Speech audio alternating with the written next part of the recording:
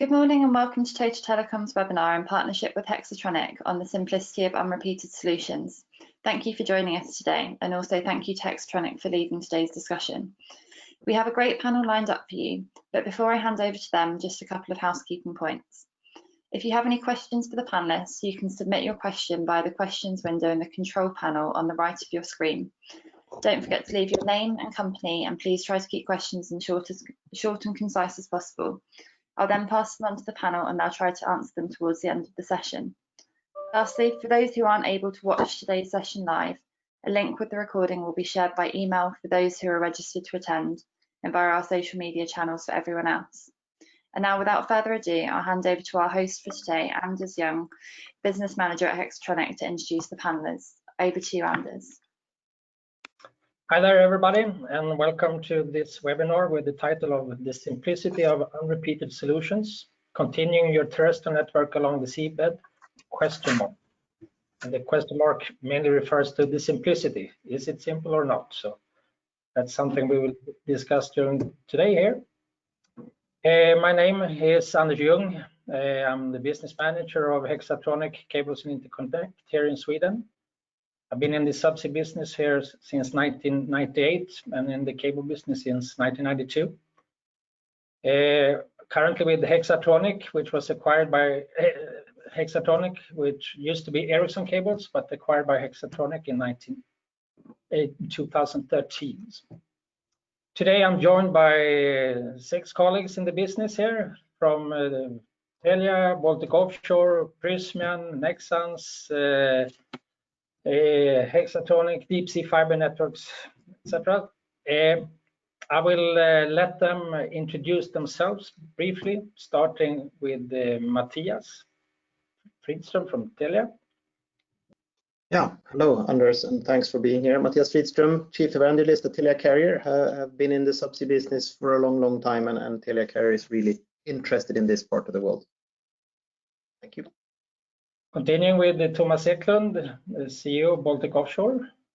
Hello, my name is Thomas Eklund this day, and I'm a general manager for maintenance vessels here in Baltic Sea, and we have a couple of vessels even in Norway, and our home port is here in Kalmar in Sweden.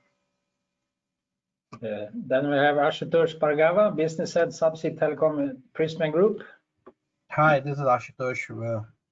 People call me Ashu. I'm in this industry since '95. Joined submarine industry in '99. I worked for Siemens Corning as part of NSW, General Cable, and now Prysmian Group. As a part of Prysmian Group, acquired NSW in 2017-18, and I'm heading the subsea telecom business for Prysmian Group as NSW. Thank you. Hans Martin Nordström, Sales Marketing Manager, Nexans. Yes, hello everyone. I have been also in the cable business for quite a time. Started in 1990 with the previous competitor in a different field. So I joined Nexans in 2015. I've been working with subsea cables these last 5 years. Mostly on fiber optic solutions around the world. Tom McMahon, with Director Deep Sea Fiber Networks. Good morning all, I'm Tom McMahon. I'm a consulting civil engineer and I've been working in this industry for near on 30 years. I'm an owner and director of Deep Sea Fiber Networks, and I've worked on both repeated and unrepeated systems on behalf of third parties and also as a developer of our own systems. And then Tobias Borg, Product Developer, Submarine Solutions at Hexatronic. Yeah, hi, thank you, Anders. My name is Tobias. I've been working with Submarine Solutions since 2008 at Ericsson, and since 2014 then at Hexatronic. Very good. So this is a broad group of people within the business of the unrepeated, also experience and for the repeated business. It could be a nice contribution to this unrepeated discussions. Why we have started to discuss this subject is because of the smaller size of unrepeated systems in comparison to repeated systems. The suppliers and discussions during conferences around the world are not very well represented. We will try to, with this roundtable, highlight the importance of unrepeated systems also in the global connectivity. Can mention that for you who doesn't know, the unrepeated cables we have involved in many applications in water, short point-to-point links between countries and regions, islands, festoon systems, provide telecom connectivity to oil platforms or offshore wind facilities. Also local connectivity to transoceanic systems from landing stations of the larger systems going somewhere else in shorter distances. Parallel to power cables for power utilities or just small river and lakes around the world. So we try to review today different subjects of the unrepeated world with their benefits, from design to vessel operations, any sensor potentials in the future or existing commercial perspectives.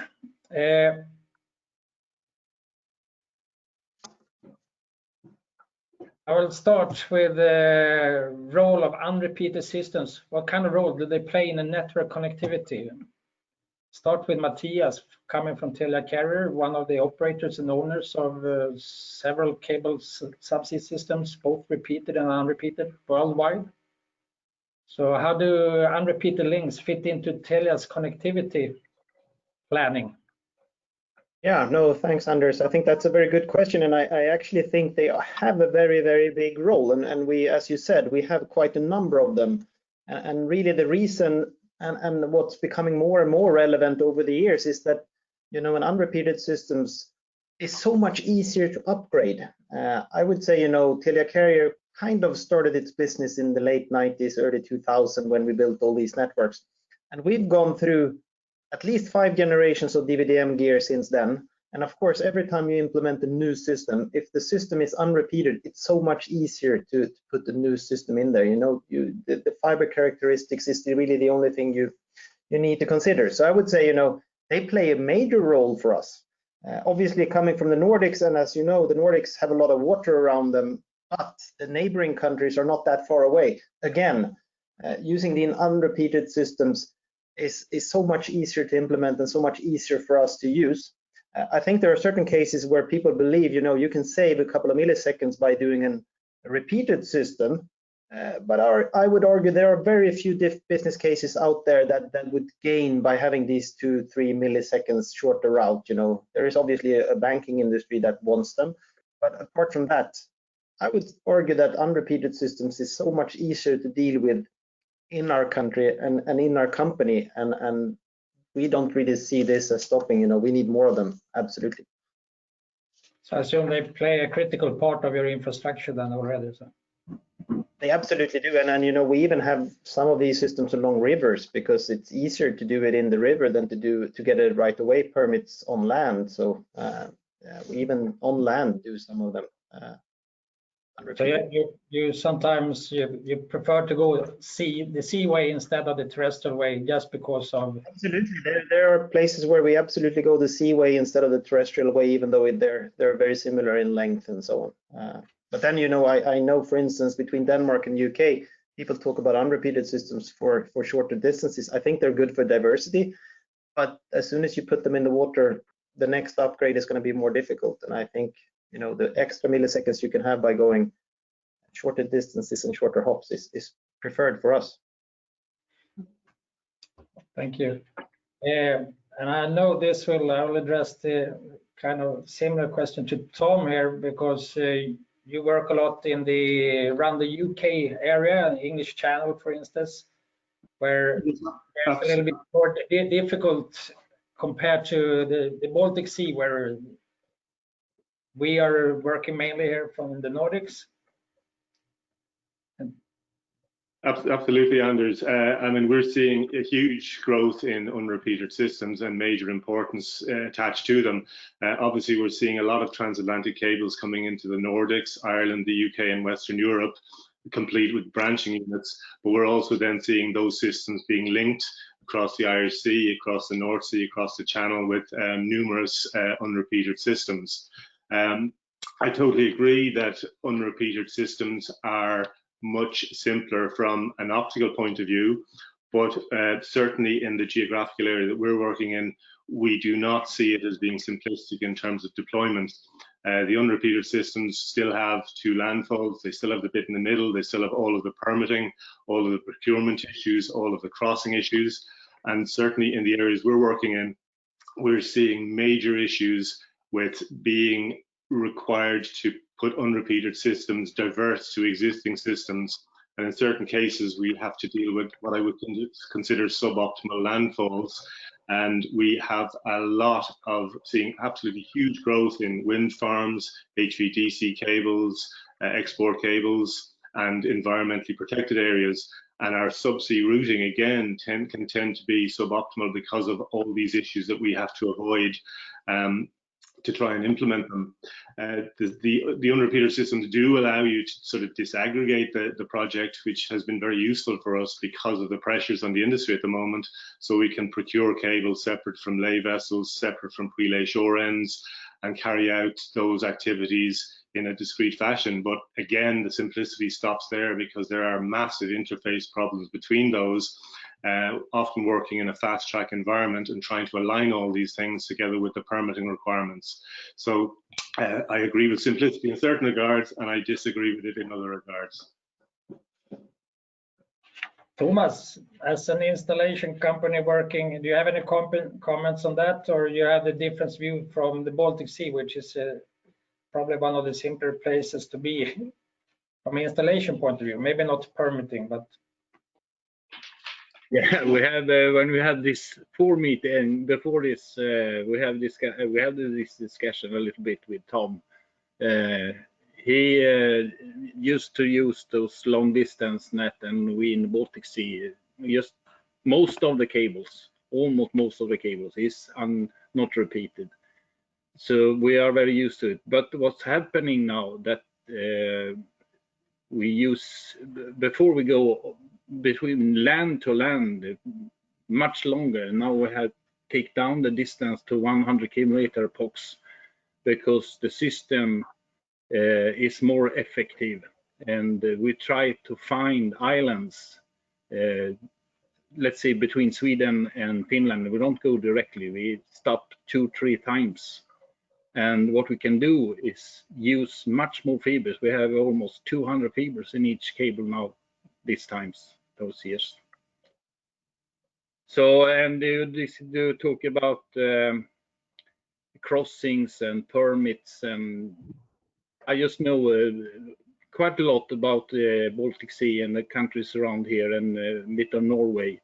And I know that the world have different difficulties to have different solutions. And of course, we cross lots of cables because we go around the coastlines. You see it as a big problem, maybe, I don't know. We see it as maybe take a little bit longer to make a solution with the permits, but it's, for me, it's quite easy to make the crossings. Tom, I'm sorry. That's very interesting, Thomas, because it certainly seems there are sort of different challenges in different locations. Yeah. We certainly see crossings as a very significant issue. And one of the huge problems that we are coming up against more so is the insurance requirements for crossing other parties' assets. And it's an area that is getting more and more challenging, because the levels of insurances that are required for crossing high pressure gas pipelines or HVDC cables are very, very high. and there are less and less underwriters. So that's yet another challenge, and can sometimes actually end up on the critical path in the entire project. So we definitely see that in the Irish Sea, in the North Sea, and in the Channel as well. And I think it's an issue that will become more and more critical as time goes on. Talking to mention high fiber count used a lot in the Baltic Sea, but we see that coming elsewhere as well. Matthias or Tom, do you see any limit to the high fiber count, or will it build a better business case for owners and operators to have high fiber count? Yeah, that's a good question, and it's a good question, and I would argue that up until now, it hasn't really made any difference, really. You know, we put in 96 fiber cables, 192 fiber cables, and we thought, you know, this is gonna, you know, they're all gonna be gone by 2020. No, they're not. Most of them are still there, empty. One of the reasons is obviously that DVDM gear becomes so much better. Every generation is so much better, so you have to yank out the old gear to save on the O&M and put in the new gear, and you get so much more traffic.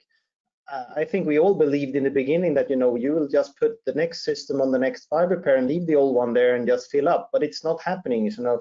So we're not consuming fibers in the way we did consume fibers, and therefore doing a business case where you spread the cost over 96 fiber pairs, that's not really going to work when you think about the, you know, we haven't seen the benefits of putting many fibers in there. But on the other hand, we start to see some mega content guys asking for, you know, 10, 15, 20 fiber pairs suddenly, and start to think about, you know, using more simple point-to-point systems, and then, yeah, maybe we will have some use of our fibers.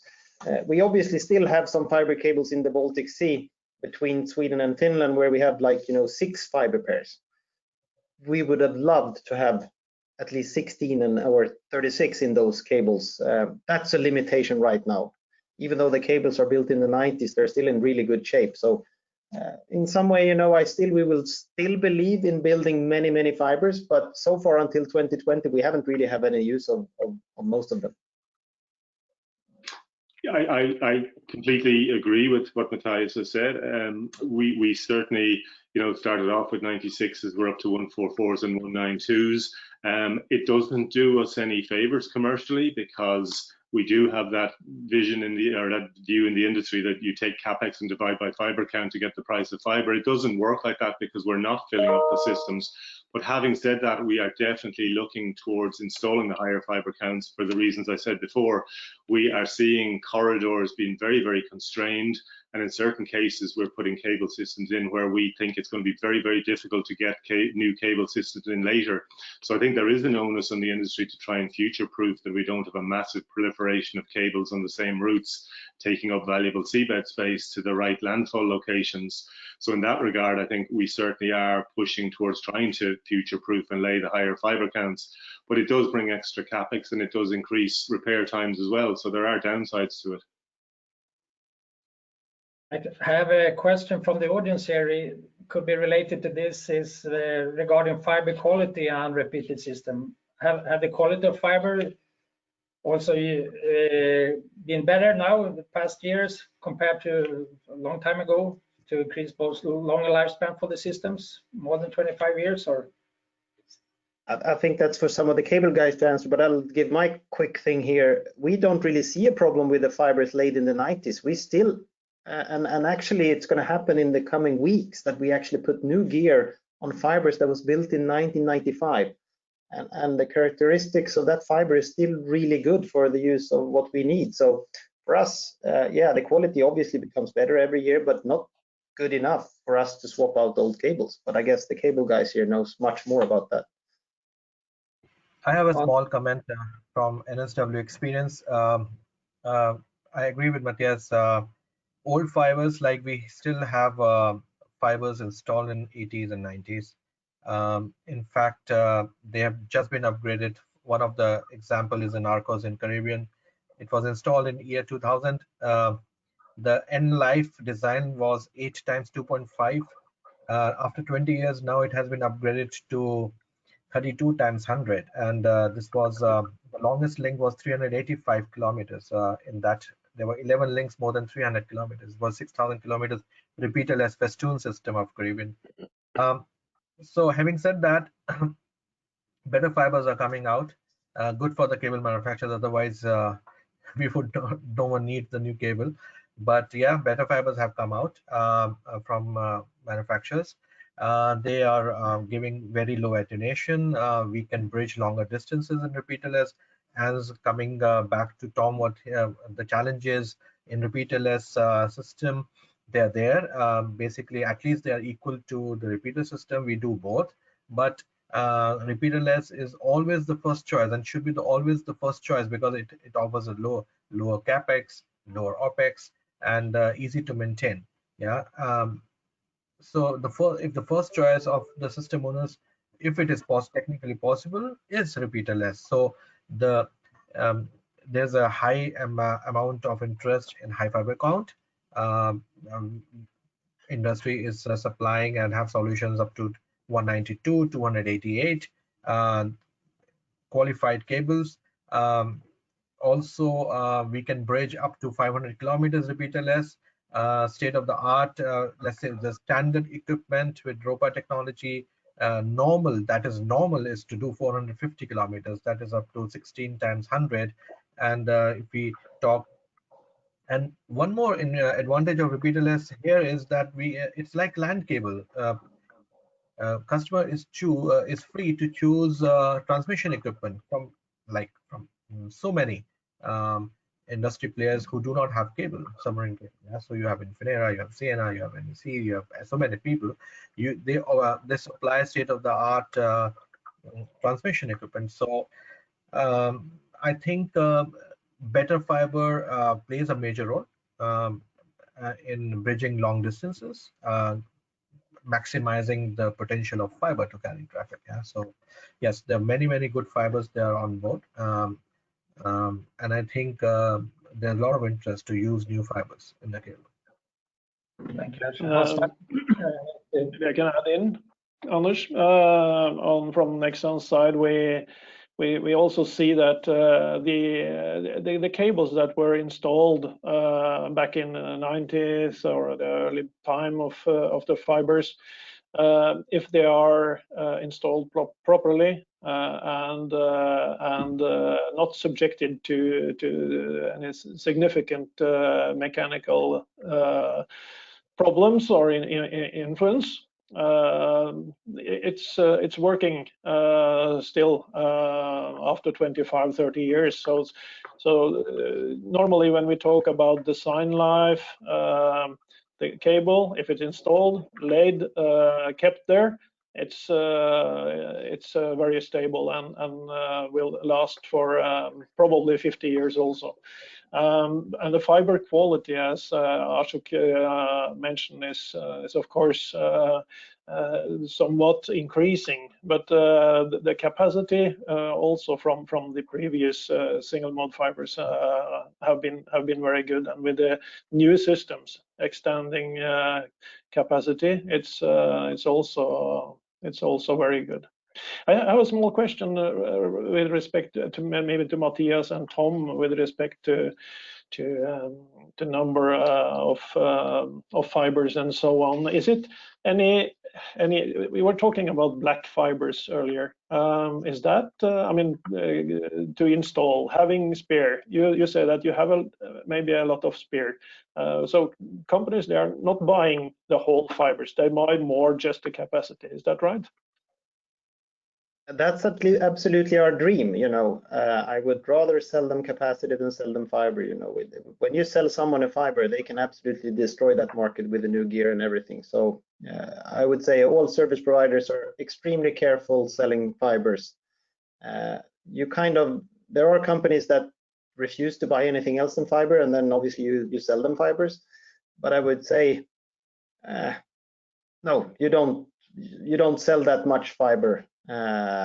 Of course, the big tier 1 operators are, if we sell them one fiber, they'll sell us a fiber, and we both become better, but fairly limited sales of fibers so far.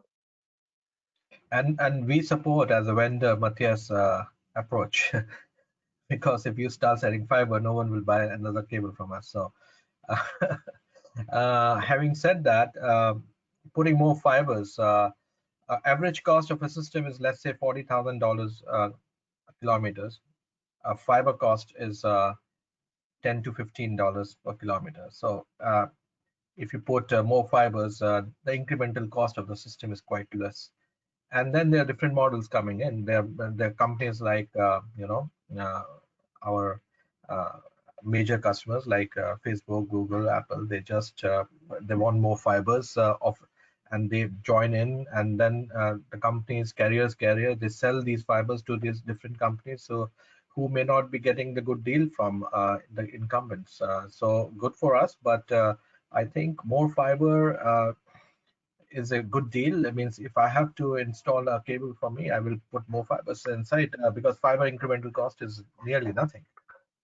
Unless you want to have a premium G654D fibers, and then of course then you're talking about $130 of kilometer fiber. Yeah, but if you're talking about G652 or even C or something, then the incremental cost is quite less.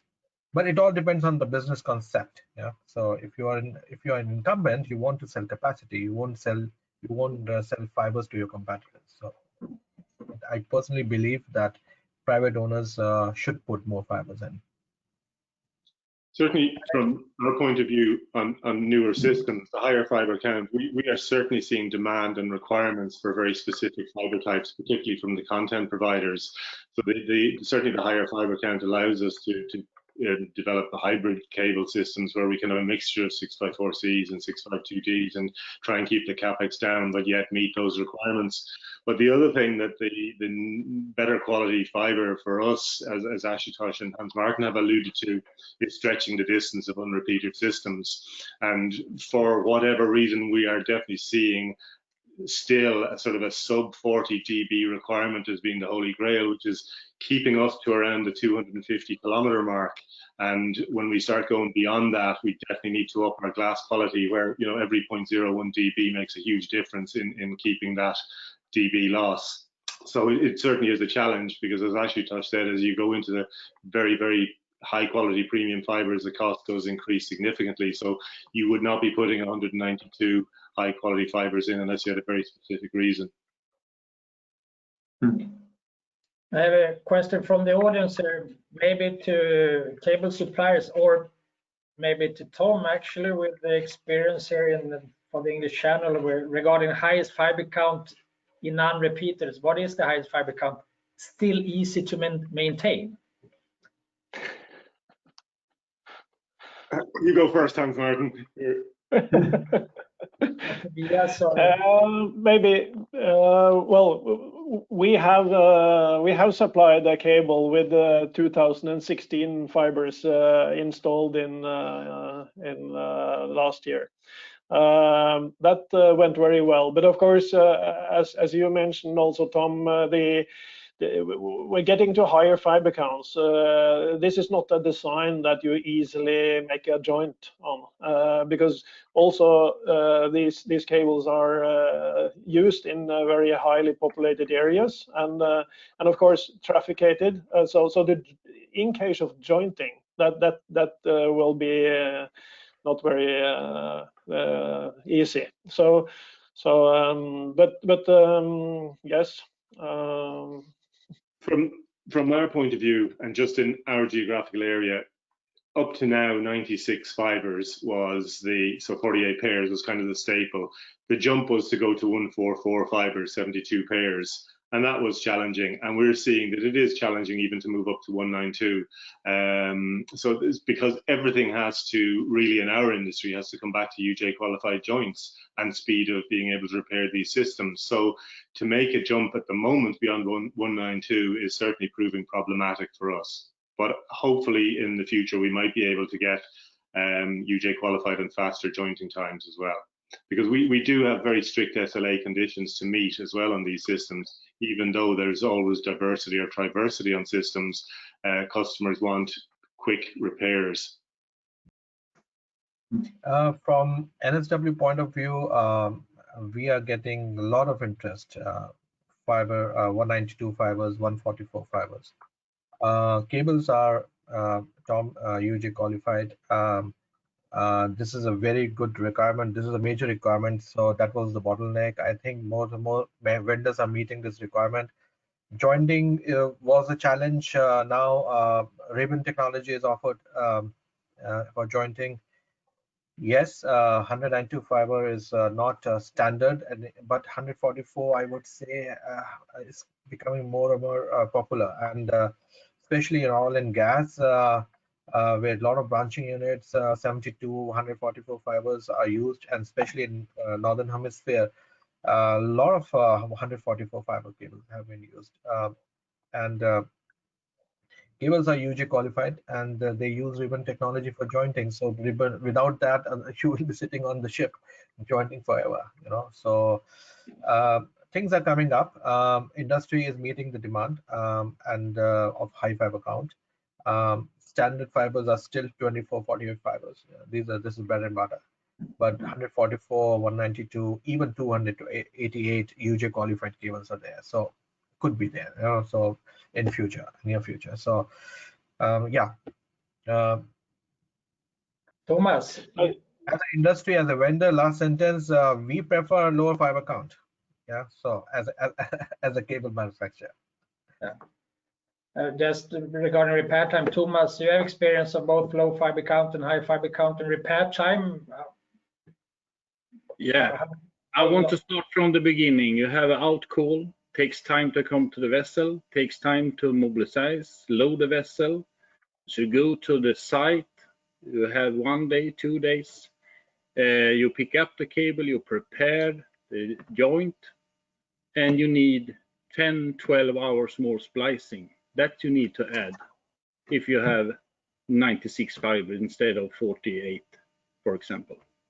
So it's the splicing time in the whole operation is not so much more when you talk about time here. But it could be if you're in the English Channel, you have only a few weather days, or that could be important, really important that you have enough good weather to do the repair itself. Let's see here, we're continuing a little bit with Ashu. Given the simplicity of unrepeated cable design, how does a cable manufacturer distinguish the cable product? Hans Martin and Tobias, you can also think about this. Yeah, I think very good question, and this deserves a full session actually. What distinguish, and it's very difficult to answer this in a very short time. But let me put a few words on this. Yeah, simplicity. I'm not liking this word simplicity. So the simplicity, as Tom says, this is not simple at all. It means if you talk about repeaterless systems as a project owner, you have equal or even sometimes more challenges than a point-to-point 4,000 kilometers repeater system, which is 90% free laid in 20 days. Yeah. So if you see a 4,000 kilometer repeaterless system, of course, project management wise, it's only optical wise and active component wise simpler. Yeah. Yes, it offers lower capex, which is absolutely important. It offers lower capex, opex also. Yeah, so you don't need electricity, you don't need repeaters to maintain. You don't have to put all the technology in water from the day one. You can upgrade as you grow. Yeah, and it's simpler, economical that way, and that's why first choice for the system operator should be to use your system as repeaterless. Now, having said that, you need to be very, the whole industry, the submarine industry, is the basic requirement is to protect your data traffic signal in the fiber. Rest everything is a storage. Our whole industry is based to save the data, to provide the data signal a most convenient, most comfortable and efficient media. It means fiber should be protected. The fiber is the soul, and you have to protect it in the core. The core should be solid. The core should be tested for 8,000 meters water depth. The core should provide the maximum space so that the fiber is not connected to cable, and the zero to minimum stress passes through the fiber during installation and operational recovery. And then you have it should be filled with special jellies, yeah, and so that there is not no moisture going in. The core should be protected with hydrogen. This is a submarine, yeah, so you need to protect the fiber from hydrogen. So you need to use copper or a steel tube with a copper. Then electroding is important. So electroding means copper is important. Then the cable should be compact. The surface density should be the highest. Very high surface density is compact. The installation is the loading, transfer, installation is faster. It doesn't float if you reduce the surface density, fine. Then you have high tensile steel armored cables. So the armoring should, so you can have thick and big armorings, but low, very high carbon, and that's cheap. Yeah. Then you should use galvanized high tensile steel wires, make it compact and strong.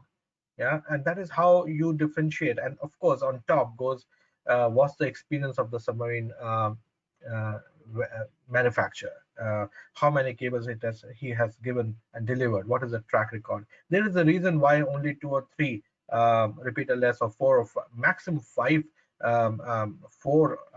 repeaterless manufacturers are there who are prevalent in the market, whereas on the land cable there are more than 100,000 cable manufacturers in the world. So if it is not as simple as just putting the armoring over a land cable and throwing the thing in the water, it has years of experience that goes into that. And when you talk about the project management wise, it has the same complexities as a repeater. And sometimes I find the project management is more complex in a repeaterless project because of permitting and shore ends. 99% failure happens on the shore ends, and so you need to protect the cable. You should have experience in providing different solution on the shore ends. Yeah, like in UK shore ends, you provide ultra heavy armored cables. Yeah, so you have 5-layer armor, 6-layer armor, so that rock armored, different kind of armoring. So, and armoring should also be seamless done. So there should not be many joint. There should not be any joint during the whole 400 kilometers length. Minimum joint with the transition. Yeah, a lot of things goes into the system design and cable design, and the companies who can work with the customer during the designing phase, that is what differentiates from one cable product to another. And I think personally, if a company's are well versed with what is coming in future, what kind of fiber is suitable for repeater. For example, I just give an example, G654D. Yeah, these fibers are supposed to be the most advanced fibers, but they're not good for repeaterless networks. Everyone says these are very the most advanced fibers, G654D, but when you talk about a repeaterless system of for 300 for 200 kilometers, it offers nothing. Yeah, it is 5 times more expensive than a normal fiber, but the advantage is nothing. Yeah, so that is, so these are the information that the cable manufacturers, when they talk to the customers during designing phase, they transfer this knowledge. Yeah, so a lot of, as we all know, a lot of everyone in this industry is coming from a repeater technology background. So whatever is good for repeater network is good for repeaterless. Yeah, when it comes to technology, and which is not true. There's so many tailor made items which are good for repeaterless, which is good for repeater but not good for repeaterless network. So these are the small things which we should emphasize. I have to comment a couple of things from Nexans side also. Of course, we agree, most of us here in this picture. One thing you mentioned, Atush, was on the need for having a copper tube for preventing hydrogen. I think it's well proven that steel tube, and you don't actually need the copper for preventing that. So it's hydrogen absorption gel in the tube, and the degradation for the fiber is negligible over 25 years. So that is one thing I just wanted to arrest you on. But one thing I think is important for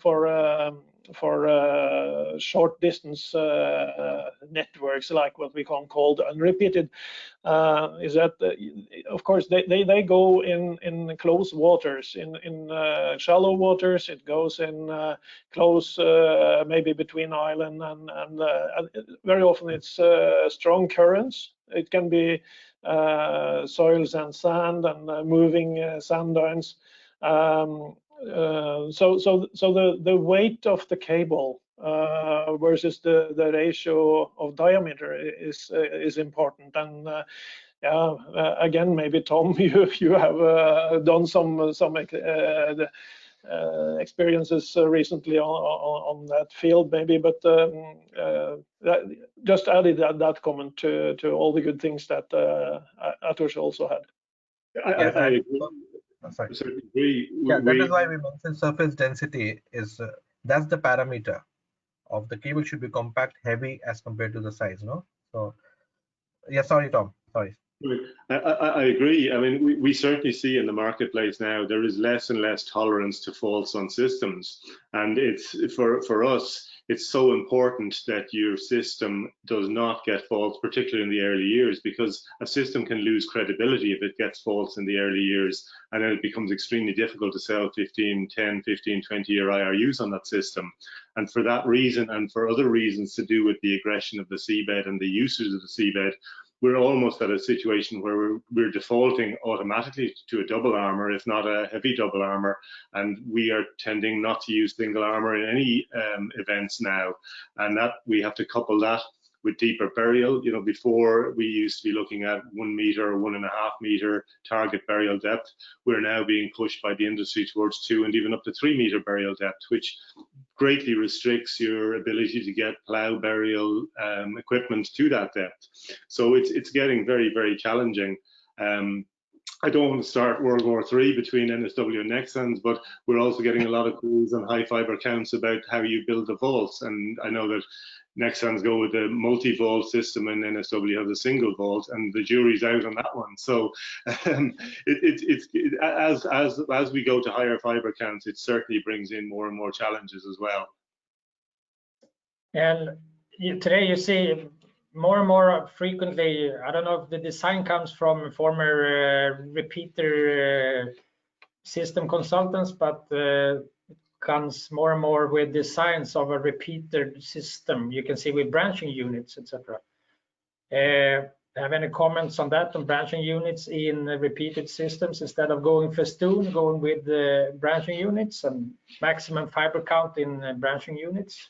This comes from the audience, this question, so it's. So it's a question about repeated or unrepeated system? Unrepeated system, sorry, but with the branching units. Historically, you built your festoon system going with the landings for each and every segment, but you see more requests having branching units in the unrepeated network, branching off out to sea then. Yeah. So we have experience of that. So we have a branching unit that supports the Solutions 96 fiber pairs. So that's we have never seen that it's needed to enhance or go above that so far. It's in that case it's a design question. So the branching units we design in Nexans engineering. So maybe the same for the others. Yeah. And it's if the question is whether to go for branching unit and make it a repeater system, then landing and reduce the landings. So is this the question? Then even in branching unit you need one landing. Yes. So and you can also use fiber modeling, where you use high fiber count as a base cable, the backbone, and then you do fiber modeling so that some fibers are branching out from the branching unit. Yes, as Hans said, all of us, we have branching units that can meet this demand. It's very common. Thomas, used oil and gas. As an installer, do you see any handling branching units in unrepeated systems? Are there any concerns for you, or it's a simple way of working, a traditional design, no changes there? It's quite simple for us. Yeah. And method of supply for when you do as a vessel owner, and you turnkey offerings, etc. Do you have any preferred method of installation and maintenance, or you prefer a turnkey solution or a disaggregated solution, which kind of for us here in history said we was a maintenance company only from the beginning, and then we start to install cables because we think we can handle it here in the Baltic Sea. That was for 40 years ago. And now the last 10-15 years we even handle permits and all the way from beach manhole to beach manhole. So we have increased that how should I say, a job for us. For the we can do each. Doesn't matter if we just lay or maintain and or have a turnkey. It doesn't matter for us. We do it as the customer wants us to do. Yeah, and if I should talk about, being a buyer of these systems, I would absolutely prefer a turnkey solution on that side. If someone can handle the permits and everything else, perfectly fine for me. We have other things to do in the network, The gear itself, that's something we would love to procure ourselves. So no active gear involved in what we buy, but everything else, amplifier sites along the way, beach manholes, absolutely everything. Turnkey for us, perfect. We trust our vendors and they're doing a great job on behalf of our name, so that's fine. Certainly, from our point of view, the ability to disaggregate a system is in one hand it's a blessing because there is so much activity in the industry. It is difficult to just be able to go to the market and get a turnkey solution, particularly with the constraints in the lay process that I've mentioned already and the delays in permitting. So to be able to split a system up and procure shore ends early, pre-install the shore ends, carry out difficult horizontal directional drills and have that all ready in advance, that's all very, very helpful in getting systems in the water. But it does bring an incredible amount of headaches and project management challenges as well because of the so many different interfaces. And I certainly consider in the area we work in, the permitting in all areas is getting more difficult. Simple things jump out. We're looking at projects in the Netherlands at the moment, and there's a no NOx government criteria where you can't generate NOx on your activities, which is a huge challenge. We'll be going back to sailing ships. So it is a difficult area. Regarding installation, Thomas, there's a question from the audience here. Maybe it's to you here. Is there a market for repeaterless plow and cable handling equipment, simpler, lower bollard pull requirements, etc.? Is it difference to unrepeated or repeated, or?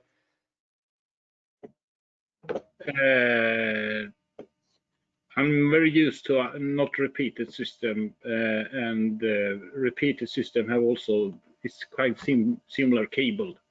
The problem is if you need to how should I say, flash it up so you can see where the cable, where the cable is broken. You need more trenching system or such things to handle plow trenched cable.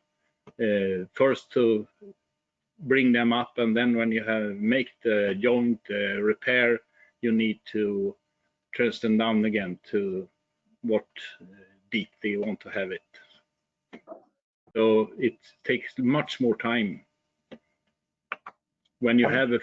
But if they are trenched, I know we have area in South Baltic for cables between Sweden and Germany, and we have at least, I think it was 2 fault on 2 cables every year, and that was not acceptable. And we plow them down, and from that day we have no fault on them. 0. Coming in and change a little bit direction into the market. So which markets do you see unrepeated cables playing a major role here today? That's maybe from Hans Martin or Ashu or Tobias. We see, I think it's a general trend that it has been very high focus on installing long distance networks capacity between the continents. But so the need for increased capacity distribution in the regional areas, they are in general. We see it in populated areas, but of course some areas are not so developed. If you go to Asia and you see countries like Indonesia, Philippines, very many people, and you don't have any local fixed lines to every household there, but everyone has a mobile phone, and the need for capacity is tremendous. So to build out the infrastructure in nations and local areas like that, I think that's where we maybe see the highest volume of cable. That's at the moment.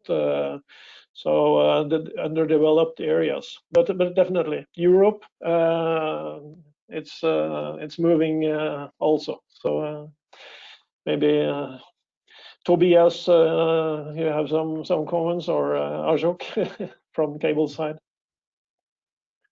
Well, I can agree on that. It's see both in Europe, Asia, a demand for submarine cables. Yes. I agree. Wherever you have islands and less developed countries, like you have South Asia, like Hans mentioned, Indonesia, Philippines, Caribbean, Latin America. So you have a lot of countries where there's huge demand, and I personally believe that Europe is coming up. This year, Europe was brilliant, I would say. In fact, better than most of the world. Also, the big repeater systems are getting built, and then you need feeder networks. Yeah, and these feeder networks will be regional networks, and you need to have these feeder networks built by different companies. So more and more you have such requirements. So in generally speaking, yes, Asia, South America, this region, oil and gas now is nearly. I hope oil and gas comes up again as soon as the market improves. But that's something there. And coming back to the turnkey system, I also want to comment that it depends on the customer. Yeah, so a lot of customers, they have resources, they have a department that can manage projects, and especially when we talk about repeaterless, and they love to or they work with people like Tom, yeah, the experts. Yeah, so and if you have Tom in your company, you don't need to give it turnkey. Yeah, so for example, so this expertise is there, but there are a lot of customers who want to concentrate on their own business, like operating the network. They don't want to take the headache of going into project management and all those stuff. And also, it also mostly the decision is based on this. And secondly, the freedom to choose technology is second. Managed net services is the third. And one more important aspect is the contractual liability. Yeah, you are buying from one big company the whole thing, and then you don't have to run after small pieces what went wrong. That company has experience, they do the projects. So we do turnkey projects around the world, and but many of our customers, they only do turnkey. Yeah, it's a good thing that there was a notion in the industry. For example, in Asia, the turnkey means transmission equipment to transmission equipment. Now it has changed from beach manhole to beach manhole, or at least ODF to ODF. Otherwise, people used to buy transmission equipment turnkey means transmission equipment inclusive, because the companies who were offering the turnkey system, they had their own transmission equipment. Now we have transmission equipment vendors like Infinera and Sienna. They don't have submarine cables, but their equipment is one of the best. So people want to keep this freedom to choose their own gear, like Matthias said, and but still giving the turnkey job to other companies, other vendors, so that they have one party to manage. But yeah, I can just say, when I when I started here in 1996, we had an army of people to do these type of things who love to procure cable itself, to do this and that. That's not happening anymore. We have to be focused on what we're good at, and that's routing traffic and taking care of the traffic. If someone else can take up the outside plant, perfect. I'd love that. Yeah. Just coming back, you mentioned oil and gas here. I should have a question regarding oil and gas from the audience in relation to unrepeated/repeated TAMPnet, for instance, in the Mexican Gulf. They're using repeated systems to go out to the oil platforms, but then use unrepeated cables between the platforms. I'm not maybe you are aware of those systems yourselves. I don't know if you or Nexans have been involved there in the construction, if that's purely due to distance, or is there any other reason why you have combination of repeated, unrepeated over there? I think it's mainly due to distance, because probably the distance from shore to the platform is maybe typically unrepeated. You can go up to 400, maybe a little bit more if you add on ROPA or passive amplification, but then you go over to repeater design to reach the platform, and then distribute from there in an unrepeated solution, because that's cheaper. One of the biggest system in Gulf of Mexico, GOM network, done by BP, it was designed repeaterless in the beginning, because from one east to west, the distance was around 2,000 kilometers, and in between Gulf of Mexico, there were, let's say, 15 to 16 platforms to be connected. So you could have done it repeaterless, very low capex, nearly 1/3. But then the Hurricane Katrina came, and then one or two platforms fell, and that was where BP started thinking, what will happen if one or two platforms are not there? So you will lose 2 landing points in between.